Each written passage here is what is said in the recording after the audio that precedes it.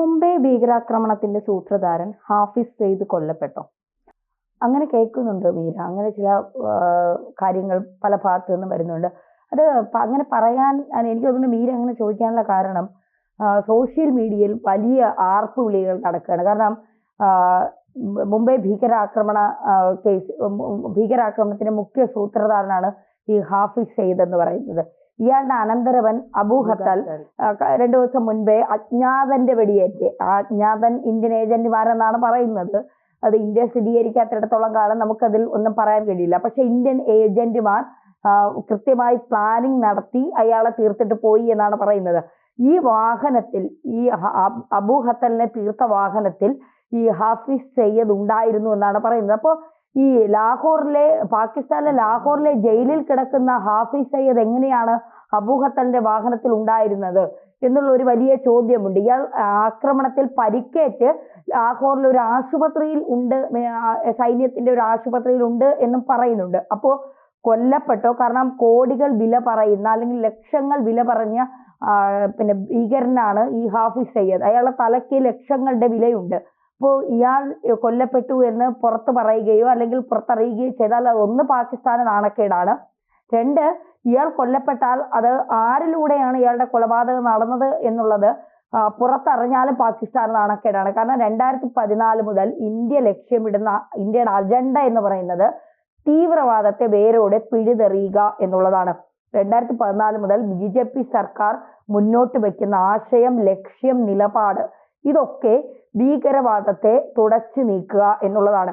പാകിസ്ഥാന്റെ ലക്ഷ്യം എന്ന് പറയുന്നത് ഭീകരവാദത്തെ തഴച്ചു വളർത്തുക എന്നുള്ളതാണ്. അതായത് ഭീകരവാദികൾക്ക് വേണ്ടി പാകിസ്ഥാൻ വളരെ വലിയ സാമ്പത്തിക പ്രതിസന്ധിയിലാണ്, പിച്ച ചട്ടിയെടുക്കുന്ന അവസ്ഥയിലാണ് പാകിസ്ഥാൻ. അപ്പോൾ ആ പാകിസ്ഥാൻ പക്ഷേ കോടികൾ കടം വാങ്ങുന്നത് ISIS, ലഷ്കർ-ഇ തൊയ്ബയിലൊക്കെയുള്ള ഭീകരരെ ഊട്ടി വളർത്താൻ വേണ്ടിയിട്ടാണ്. അവർക്ക് ആഹാരം കൊടുക്കാനും അവർക്ക് തീവ്രവാദത്തിന്റെ പരിശീലനം നൽകാനും അവർക്ക് ആയുധങ്ങൾ വാങ്ങാനുമാണ് പാകിസ്ഥാൻ പണം മുഴുവൻ ഉപയോഗിക്കുന്നത്. ഈ പാകിസ്ഥാന്റെ ഏറ്റവും വലിയ ശത്രു എന്ന് പറയുന്നത് ഇന്ത്യയാണ്. ഇന്ത്യയിലെ നുഴഞ്ഞു കയറി ഇന്ത്യയിലെ ജനങ്ങളെ തീർക്കുക, ഇന്ത്യയെ ഭീകരവാദത്തിന്റെ ഹബ്ബായി മാറ്റുക, ലഹരി പോലും പാകിസ്ഥാനിൽ നിന്ന് ഇന്ത്യയിലേക്ക് കൊടുത്തുവിട്ട് ഇന്ത്യയിലെ യുവത്വത്തെ വഴിതെറ്റിക്കുക എന്നുള്ളതാണ് പാകിസ്ഥാൻ മുന്നോട്ട് വയ്ക്കുന്ന ലക്ഷ്യം. ഇതൊക്കെ തകർക്കുന്നത് കേന്ദ്ര സർക്കാരാണ്, BJP സർക്കാരാണ്. അതുകൊണ്ട് BJP കേന്ദ്രം ഭരിക്കുന്നിടത്തോളം കാലം ഒരിക്കലും ഇന്ത്യയെ തകർക്കുക, ഇന്ത്യയിൽ ഭീകരവാദികളെ തുറന്നു വിട്ടുകൊണ്ട് ഭീകരപ്രവർത്തനങ്ങൾ നടത്തുക എന്നൊക്കെ പറയുന്നത് പാകിസ്ഥാന് സ്വപ്നങ്ങളിൽ മാത്രം ചെയ്യാവുന്ന കാര്യമാണ്. ഒരിക്കലും അത് നടപ്പിലാകില്ല എന്നുള്ളതാണ്. ഇവിടെ അബു ഖത്തലിന് ശേഷം ഹാഫിസ് സെയ്ദ് കൊല്ലപ്പെട്ട സോഷ്യൽ മീഡിയ ആഘോഷിക്കുകയാണ്. അജ്ഞാതന്മാർ ആരാണ്? ആ അജ്ഞാതന്മാരെ ഞങ്ങൾക്കൊന്ന് കാണണം, ഞങ്ങൾക്ക് വേണ്ടി നിങ്ങൾ ഈ ഇത്ര വലിയ ത്യാഗം ചെയ്യുന്ന അജ്ഞാതന്മാരെ നിങ്ങളെ ഞങ്ങൾക്കൊന്ന് കാണണം, നിങ്ങളുടെ മുഖം ഞങ്ങളുടെ മുന്നിലേക്ക് ഒന്ന് തുറന്ന് കാണിക്കൂ എന്നാണ് പറയുന്നത്. ഒരിക്കലും അത് കാണിക്കില്ല. കാരണം ആ ഇന്ത്യൻ ഏജന്റുമാരുടെ ധീരതയ്ക്ക് നമ്മളൊരു ബിഗ് സല്യൂട്ട് നൽകണം. കാരണം പാകിസ്ഥാനിലെത്തി നമ്മുടെ ഇന്ത്യയെ നശിപ്പിക്കാൻ ശ്രമിച്ച ഭീകരവാദിയെ പാകിസ്ഥാൻ മണ്ണിലെത്തി കൊല്ലുക എന്ന് പറയുന്നത് ചില്ലറ കാര്യമല്ല. അപ്പോ ആ അജ്ഞാതൻ എന്ന് പറയുന്ന ആളുടെ ശക്തിയും ബുദ്ധിയും ധൈര്യവും എവിടെയും പതറാത്ത മനസ്സുമാണ് ആ അജ്ഞാതന്റെ കരുത്ത് എന്ന് പറയുന്നത്. അത് ഡോവലായിരിക്കാം, ഇല്ലെങ്കിൽ ഡോവലിന്റെ പിള്ളേരായിരിക്കാം, നമ്മുടെ ഇന്ത്യൻ സൈന്യമായിരിക്കാം, റോയിലുള്ള ആളുകളായിരിക്കാം, ഇന്റലിജൻസ് വിഭാഗത്തിലെ ആളുകളായിരിക്കാം. ഇവരാരാണെങ്കിലും ആ കാണിക്കുന്ന മാസ് എന്ന് പറയുന്നത് നമ്മൾ ഇന്ന് വരെ ഒരു സിനിമയിലും കാണാത്ത, നമ്മുടെ ജീവിതത്തിലും കാണാത്ത ഒരു മാസ് നീക്കം തന്നെയാണ് ആ ഇന്ത്യൻ ഏജന്റുമാരുടെ ഭാഗത്തുനിന്ന് ഉണ്ടാകുന്നത്. അങ്ങനെയല്ലേ നമ്മൾ കരുതേണ്ടത്?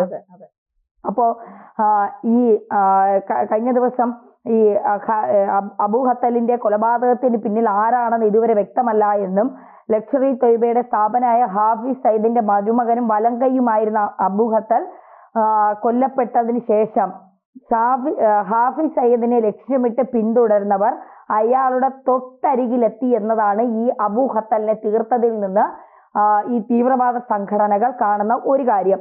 വാളെടുത്തവൻ വാളാൽ എന്ന് പറയുന്നത് പോലെ സമാനമായ വിധിയാണ് ഹാഫിസ് സയ്യിദിനെയും കാത്തിരിക്കുന്നത്.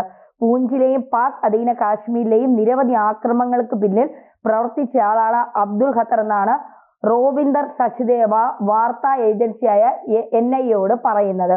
തന്റെ സുരക്ഷ വർദ്ധിപ്പിക്കുകയും പാകിസ്ഥാൻ സൈന്യത്തോട് സഹായം അഭ്യർത്ഥിക്കുകയും ഹാഫിസ് അടുത്തതായി ചെയ്യാൻ പോകുന്നത്? നേരത്തെ തന്നെ പാക് സൈന്യത്തിന്റെ സംരക്ഷണയിലാണ് അയാൾ. ഈ സംഭവങ്ങൾക്കെല്ലാം പിന്നിൽ ആരാണെന്ന് ആർക്കും പറയാൻ കഴിയില്ല. ഒരുപക്ഷെ ഇന്ത്യയെ അപകീർത്തിപ്പെടുത്താനായി ഇതെല്ലാം പാക് അധികൃതർ തന്നെ ചെയ്യാനും സാധ്യതയുണ്ട്. ഹാഫിസ് സയ്യിദിനും കഴിഞ്ഞ ദിവസത്തെ ആക്രമണത്തിൽ പരിക്കേറ്റിട്ടുണ്ട് എന്നാണ് മുൻ മേജർ ജനറലായ ധ്രുവ് സി കഡോച്ച് പറയുന്നത്. കഴിഞ്ഞ ദിവസത്തെ ആക്രമണത്തിൽ പരിക്കേറ്റ മറ്റൊരാൾ പാകിസ്ഥാനിലെ സൈനിക ആശുപത്രിയിൽ ചികിത്സയിലാണ്. പരിക്കേറ്റത് ആർക്കാണ് എന്നത് സംബന്ധിച്ച് പാകിസ്ഥാൻ ഒരു അക്ഷരം മിണ്ടിയിട്ടില്ല. ഇത് അവിടെ മുറുമുറുപ്പുകൾക്ക് ഇടയാക്കിയിട്ടുണ്ട്. ഹാഫിസ് ആണ് പരിക്കേറ്റ് കിടക്കുന്നതെന്ന് അവിടെയുള്ള ചില റിപ്പോർട്ടുകൾ സൂചിപ്പിക്കുന്നതായും മുൻ മേജർ ജനറൽ പറയുന്നു. അത് ഹാഫിസ് ആണോ അല്ലയോ എന്നതൊരു വിഷയമല്ല. ആരായാലും അവൻ്റേത് ഉറക്കമില്ലാത്ത രാത്രികളായിരിക്കും എന്നതാണ് സുപ്രധാനമായ കാര്യം. പാക് സൈന്യം എത്ര വലിയ സുരക്ഷ നൽകുന്നുണ്ടെങ്കിലും പാകിസ്ഥാനിൽ ഒരു ഭീകരവാദി പോലും സുരക്ഷിതനല്ല. അവരെല്ലാം വേട്ടയാടും. Your sleepers nights are coming എന്ന് 5ാം വാതിൽ സിനിമയിൽ ഇന്ദ്രൻസ് ആണോ എന്നറിയില്ല, തുടക്കത്തിൽ ഒരാൾ പറയുന്ന ഒരു ഡയലോഗ് ഉണ്ട്. ഇന്ദ്രൻസ് അല്ല, മറ്റാരോ ആണെന്ന് തോന്നുന്നു, എനിക്കത് ക്ലിയർ അല്ല. അതുപോലെ നിങ്ങൾക്ക് ഉറക്കമില്ലാത്ത രാത്രികൾ സമ്മാനിക്കാൻ ഇതാ ഇന്ത്യൻ സേന, ഇന്ത്യൻ സുരക്ഷാ മേധാവി അല്ലെങ്കിൽ സുരക്ഷാ കാര്യങ്ങൾ കൈകാര്യം ചെയ്യുന്ന ആള് അജിത് ഡോവൽ എത്തിക്കഴിഞ്ഞു. ഭീകര രാത്രികളിൽ അജിത് ഡോവലിന്റെയും ഇന്ത്യയുടെ പല സൈനികരെയും ഇന്ത്യയുടെ ഏജന്റുമാരുടെയൊക്കെ മുഖം സ്വപ്നത്തിൽ കണ്ട് ഭയന്ന് ഞെട്ടി വിറച്ചോടുക എന്നാണ് പറയുന്നത്. നമ്മളൊക്കെ പറയില്ലേ ഈ ഭയന്ന് നിക്കറിൽ മുള്ളിയെന്ന്. അതുപോലെയാണ് ഇപ്പോൾ പാകിസ്ഥാനിലെ ഭീകരരുടെ അവസ്ഥ. വാളെടുത്തവൻ വാളാൽ എന്ന് പറയും. ഇവിടെ ഇരുന്ന് നിങ്ങൾ ഇന്ത്യക്കെതിരെ വാളെടുക്കൂ, എന്നാൽ ആ വാള കൊണ്ട് നിങ്ങളെ തന്നെ ഇന്ത്യയുടെ സൈന്യം തീർക്കും എന്നുള്ളത് നിങ്ങൾ മനസ്സിലാക്കിക്കോളൂ എന്നാണ് എല്ലാവരും പറയുന്നത്. ഇതിലിനി മറ്റൊരു ആശങ്കയുള്ളത്, ഇപ്പൊ പാകിസ്ഥാൻ സൈന്യത്തിന് നേരെ ഇപ്പൊ പാകിസ്ഥാനിൽ കാര്യങ്ങൾ നിയന്ത്രിക്കുന്നത് സൈന്യം എന്ന് പറഞ്ഞാലും പാകിസ്ഥാനിൽ എല്ലാ കാര്യങ്ങളും നിയന്ത്രിക്കുന്നത് തീവ്രവാദ സംഘടന ലഷ്കർ ഇ തൊയ്ബയുടെ ചീഫ് കമാൻഡറോ അല്ലെങ്കിൽ ISISന്റെ ചീഫ് കമാൻഡറുമാരാണ്.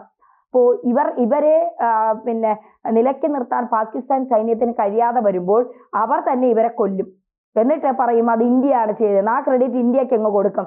ഇവർ പറയുന്നത് ഇത് ഇന്ത്യ അപകീർത്തിപ്പെടുത്താനൊക്കെ ചെയ്യുന്നതാണ്. ഇന്ത്യ എങ്ങനെയാണ് അപകീർത്തിപ്പെടുന്നത്? ഇന്ത്യ അവിടെ മാസാവുകയാണ്. കാരണം ഇവർ അത് ചെയ്താലും പേര് കിട്ടുന്നത് ഇന്ത്യക്കാവുമ്പോൾ സ്വാഭാവികമായും ഇന്ത്യയുടെ സൈന്യത്തെ പാകിസ്ഥാനിലെ തീവ്രവാദികൾക്ക് ഭയം. ഇത് ചെയ്ത പാകിസ്ഥാനാണോ ഇന്ത്യയാണോ എന്നറിയാതെ തലയ്ക്ക് ഭ്രാന്തെടുത്ത് ഈ തീവ്രവാദികൾ നടക്കും. അപ്പൊ സ്വാഭാവികമായും ഈ തീവ്രവാദികൾക്ക് മുഴുവൻ ഒരു ഭയം തന്നെയാണ്. ഈ അബൂ ഖത്തൽ എന്ന് പറയുന്ന ഭീകരൻ, ഇയാൾ നിരന്തരം ഹാഫിസ് സയ്യിദിനെ കാണാൻ പോകുന്നതും ഇയാൾ എപ്പോഴാണ് ഒറ്റയ്ക്ക് സഞ്ചരിക്കുന്നത്, ഇയാൾ എവിടെയൊക്കെയാണ് പോകുന്നത്, എന്തൊക്കെയാണ് ചെയ്യുന്നത്, ആരെയൊക്കെയാണ് കാണുന്നത് തുടങ്ങിയ കാര്യങ്ങൾ വലിയ രീതിയിൽ ഈ ഏജന്റുമാർ നിരീക്ഷിച്ചു കൊണ്ടിരിക്കുകയാണ്. ആ സമയത്താണ് ഇയാൾ ഈ നോമ്പ് സമയത്ത് ഹാഫിസ് സയ്യിദിനെ കാണാനായി പോയിട്ട് വരുന്നു എന്നാണ് പറയുന്നത്. പക്ഷേ ഈ വണ്ടിയിൽ ഹാഫിസ് സയ്യിദും ഉണ്ടെന്ന് പറയുന്നു. അപ്പോൾ പരിക്കേറ്റ ആളെക്കുറിച്ച് എന്തുകൊണ്ട് പാകിസ്ഥാൻ വിവരങ്ങൾ കൃത്യമായി പുറത്തുവിടുന്നില്ല എന്നൊരു ചോദ്യമുണ്ട്. അത് ഹാഫിസ് സയ്യിദ് ആയതുകൊണ്ടാണോ നിങ്ങൾ പുറത്തുവിടാത്തത് എന്നും സോഷ്യൽ മീഡിയ ചോദിക്കുന്നുണ്ട്. എന്തായാലും അജ്ഞാതരെ തേടിയുള്ള യാത്രയിലാണ് സോഷ്യൽ മീഡിയ. എപ്പോഴെങ്കിലും കാണാൻ കഴിയുമെന്ന് നമുക്ക് പ്രതീക്ഷിക്കാം. അങ്ങനെ കാണുന്ന സമയത്ത് എല്ലാ ഇന്ത്യക്കാരുടെയും ഒരു ബിഗ് സല്യൂട്ട് ആ അജ്ഞാതർക്ക് തീർച്ചയായും കൈമാറാൻ ഇന്ത്യക്കാർ ഇങ്ങനെ കാത്തിരിക്കുകയാണ്.